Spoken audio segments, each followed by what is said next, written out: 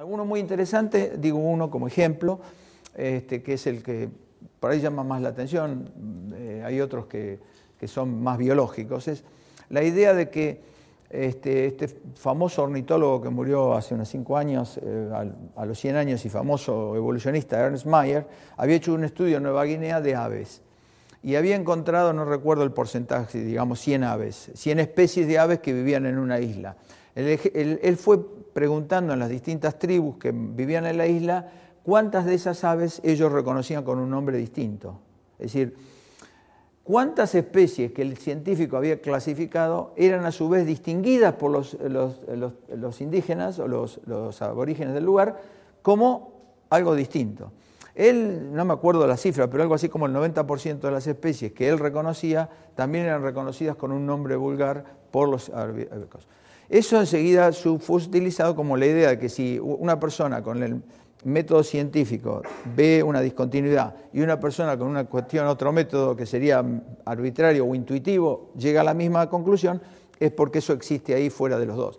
Los que están en contra de eso dicen que en nuestro cerebro funcionan ciertos mecanismos, que esos mecanismos son universales y que la manera de ver las cosas son iguales, miremoslas como las miremos. Pero bueno, temas... Yo estoy tratando de dar un conceptual y que ustedes sepan después entrar en la profundidad de cada tema, ¿no? ¿Qué es la filogenia? Miren, la filogenia es como si viéramos hojas en el aire y supusiéramos que esas hojas estuvieran solo en el aire. No, la idea sería, existe un árbol que generó esas hojas.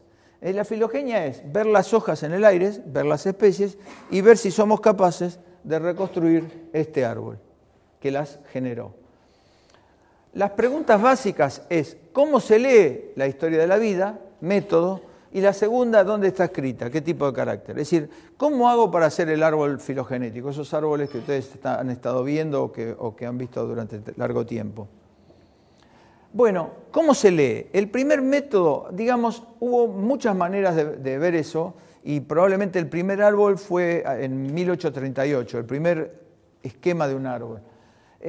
Pero incluso Darwin hace un solo dibujo en su libro de Origen de las Especies y es un árbol filogenético. Que no lo llama filogenético porque la palabra la crea Haeckel en 1863 o 64. Pero bueno, el primer método muy, digamos, estructurado y conceptualmente sostenido fue creado por un entomólogo alemán en la década del 50, Willy Hennig, que es lo que se llama cladismo, que ese era el nombre que tenía el título del trabajo. Hennig inventó un método, o creó un método, donde él hacía el árbol filogenético, obviamente aceptando que había una estructura jerárquica, y que los distintos nodos del árbol estaban sostenidos por novedades evolutivas. O sea, las novedades evolutivas justificaban la existencia de la rama que se iniciaba en ese lugar. Y siempre utilizando el concepto que él llamaba de simplicidad. Él no lo llamaba así, después lo llamaron. Es la idea de que voy a usar siempre el camino más corto. Es decir, si tengo dos plantas que tienen ovario, no voy a pensar que esos dos ovarios aparecieron en forma independiente, sino que los voy a juntar. Es decir, voy a reducir mis opciones, es la célebre navaja de Occam de la epistemología. Siempre voy a reducir el número de hipótesis al mínimo. Entonces, el método de Hennig, que está basado en lo que se llama parsimony en inglés y sería simplicidad en castellano, sería utilizar las novedades evolutivas para sostener las ramas del árbol. Y eso sería, por ejemplo, del monofiletismo del seres humanos. Es una novedad evolutiva el hecho del código genético, apareció una sola vez. Ese es un método de pensar parsimoniosamente, muy complejo para pensarlo para hacer 2 veces. Y entonces ahí sería una manera de hacer. Ahora, ¿por qué le saqué en el título el cladismo? Porque últimamente ha habido muchos métodos muy sofisticados basados en métodos probabilísticos, bayesianos o lo que se llama maximum likelihood, que sería máxima probabilidad. Son métodos de reconstrucción filogenética modernos muy utilizados en la sistemática molecular, los que usan moléculas. Entonces, uno podría decir que en este momento el método que hasta hace 10 años era el más utilizado, tiene en competencia, cuando se usa sistemática molecular, métodos probabilísticos. Pero como ven, ya no es intuitivo esto se hace en general con software, con mucha sofisticación, con computadoras, ¿no? Ahora, ¿dónde está escrito eso? Es decir, yo tengo que leer el árbol de la vida, pero ¿dónde está escrito? Bueno, si uno va a Darwin, obviamente en el principio siempre todo el mundo piensa, está escrito en la morfología, ¿no? Es decir, Darwin escribió todo el asunto, va a estar comprendido bajo el término general morfología, es uno de los departamentos más interesantes de la historia natural y casi puede decirse que es su propia alma. O sea, la historia de los organismos está escrita en su fenotipo. Pero la aparición de la biología molecular, con el descubrimiento de la estructura del ADN y recientemente en los últimos años la posibilidad de secuenciar en grandes cantidades los genomas de los organismos, nos hace posible de que busquemos no los caracteres morfológicos, sino los caracteres moleculares, es decir, las secuencias directamente, en lugar de comparar digamos, las hojas, los caracteres de las hojas, los caracteres del tallo en una planta, directamente se toma una secuencia y se comparan las secuencias de un mismo gen, ¿no? Y eso ha dado resultados muy grandes. Por ejemplo, ha permitido algo que antes no se podía hacer. Antes no nos podíamos preguntar cómo sería el árbol de la vida total, porque nunca íbamos a encontrar un carácter en el cual pudiéramos estar nosotros y los bacterios, porque no tenemos caracteres en común, digamos, a nivel fenotipo. O sea que eso haría posible la búsqueda. La sistemática molecular, como ustedes saben, el código es universal, eso permite que uno pueda hacer un árbol filogenético de todos los organismos. O sea, la sistemática molecular ha permitido, por ejemplo, generar todas estas ideas de los 3 domains y los 5 reinos. Esto es lo que ha cambiado desde mi época de estudiante. Ahora ya no son 2 reinos, sino son 5 reinos. Es decir, los hongos, por ejemplo, dejaron de ser plantas.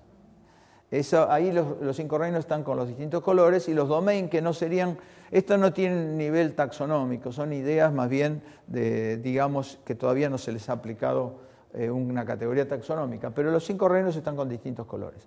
Ahora, esta sistemática molecular ha creado una revolución total, y ustedes saben, todo lo molecular ha creado una revolución total en la biología, una revolución enorme. La biología ha sido revolucionada y se ha transformado en una disciplina fundamental del siglo XXI. Pero al mismo tiempo tiene un riesgo.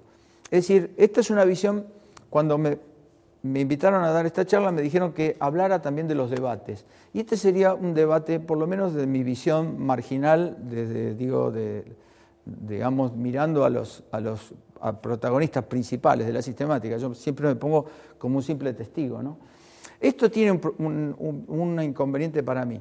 Este exagerado reduccionismo de que todo se responde con la sistemática molecular ha traído que prácticamente en los países del primer mundo solamente existan sistemáticos moleculares. Es decir, casi al punto de que lo organísmico está considerado de segunda.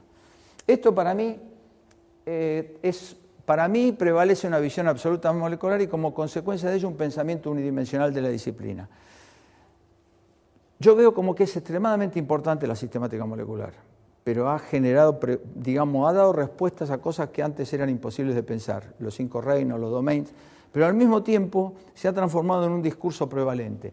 Y ese discurso unidimensional genera lo que yo considero, y esto es muy modesto pensamiento el mío, como todos los que tengo, considero lo que se llama verdad y poder de Michel Foucault. Es decir, la idea de que la verdad depende de los criterios, no la verdad verdadera, sino lo que se cree por verdad depende de los criterios de verdad que se sostiene el paradigma dominante. Y el paradigma dominante ha sido tan dominante últimamente con este éxito fenomenal de la sistemática molecular que de alguna manera ha oscurecido lo organísmico, ¿no? Y tal es así que prácticamente, yo puedo dar miles de ejemplos, no los quiero dar ahora porque no habría tiempo, esto trae serios problemas de que desaparecen, porque primero desaparece la ausencia de crítica. Hay un sentimiento generalizado de que todos queremos ser partidarios de los ganadores, o sea, desaparece la crítica. Y después la legitimación de los problemas y métodos aparece siempre desde el criterio de verdad. El establecimiento de prioridades en la investigación, las oportunidades de trabajo y la organización de las instituciones.